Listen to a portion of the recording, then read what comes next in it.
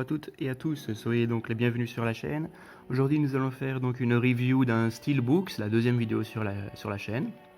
Ici ça va conserver donc la toute dernière édition du Batman 1989 donc de Tim Burton, toujours chez Warner Bros évidemment, mais en édition donc Titan of the Cult. Titan of the Cult, j'espère que vous voyez, oui voilà. C'est donc des éditions un peu spéciales qui contiennent au-delà du steelbook des petits goodies relatifs au film. On va regarder ça tout de suite, donc je vais l'ouvrir avec vous pour regarder un petit peu ce qu'il contient, même si je pense que beaucoup d'entre vous se sont informés sur internet pour savoir évidemment ce qu'il y avait dedans, mais on va quand même découvrir cela. Voici.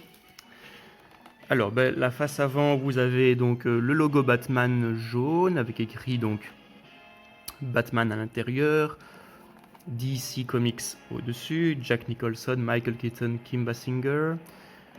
On peut apercevoir, mais bon, vous voyez pas bien pour le moment, mais déjà une image du steelbook derrière, et alors le Batarang de Batman.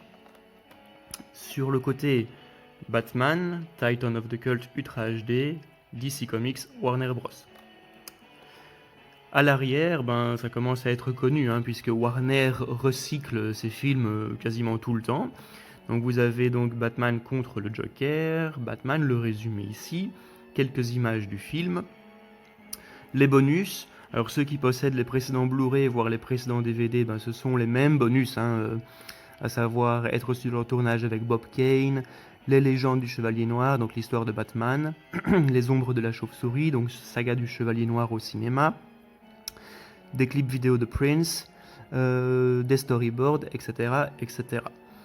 Et alors donc les fonctionnalités 4K pour le Blu-ray 4K. Ici encore une fois Batman, en dessous rien du tout, si ce n'est donc Titan of the Cult. J'espère qu'on voit quelque chose, oui voilà, Titan of the Cult, et ce que le coffret contient. Donc vous avez Batman en 4K Steelbook, un pins Batarang, donc ce sera un pins apparemment, et une carte collector du Joker. Alors on va regarder plus attentivement à l'intérieur maintenant. Qu'est-ce que nous avons? Hop. Voilà. Et voilà, je pense qu'on a tout pris. Oui, on a tout pris.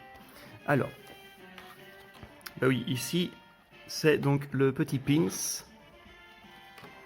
Voilà. Avec deux attaches quand même. Oui, il me semble qu'il est en métal, donc c'est plutôt bien fait. On le voit directement au début du film lorsque il attaque un voyou qui s'en est pris à un père de famille pour lui prendre son argent. Donc il utilise ce Batarang assez tôt dans le film. Et alors évidemment, ce qui nous intéresse surtout, c'est le steelbook. J'ai vu sur internet beaucoup de personnes qui ont gueulé par rapport à l'image. Moi personnellement, je trouve que l'image ne me dérange pas, ça change l'éternel Bat logo. Et c'est surtout bien plus joli, je trouve, que l'édition non steelbook, donc l'édition simple du film en 4K. Je vous montrerai l'image, vous allez voir. Mais il n'y a pas photo. Ceci est, je trouve, bien plus joli. Ce qui est juste un petit peu bizarre, je ne sais pas pour vous, mais moi ça me fait penser, pas la voiture, mais du moins ce qu'il y a à l'arrière, au schéma utilisé par le pingouin dans Batman Returns. Donc dans Batman Returns, le pingouin, on ne sait pas comment, arrive à mettre la main sur les plans de la Batmobile. Il les expose à son gang. Je trouve que cela fait un petit peu penser à ça. Le boîtier en lui-même, oui, donc la voiture est un petit peu brillante, mais pour le reste, c'est assez mat. Il n'y a pas d'embossage précis donc dans le steelbook. C'est un steelbook bien plat finalement. Sur la tranche, donc rien au-dessus, Batman, DC Comics, Warner Bros.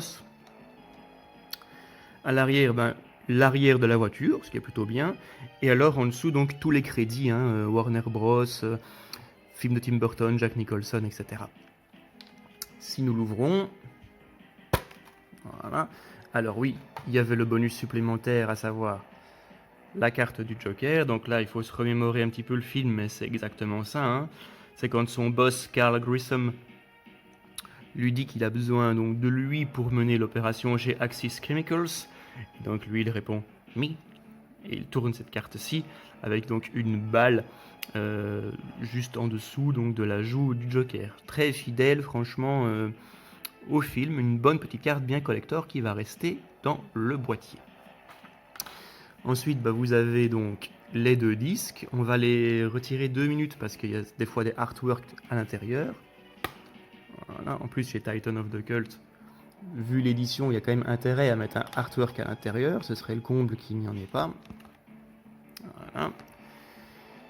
À l'intérieur, c'est la Batmobile du dessus, hein, toute schématisée. Si maintenant j'ouvre, parce que des fois quand on ouvre tout, ça fait un seul dessin. Ici, voilà, ça fait quand même quelque chose de sympathique. Ça ne se suit pas spécialement, mais donc vous avez l'avant et l'arrière donc de la voiture. Les disques n'ont rien de très particulier. Ici, il s'agit donc du disque Blu-ray.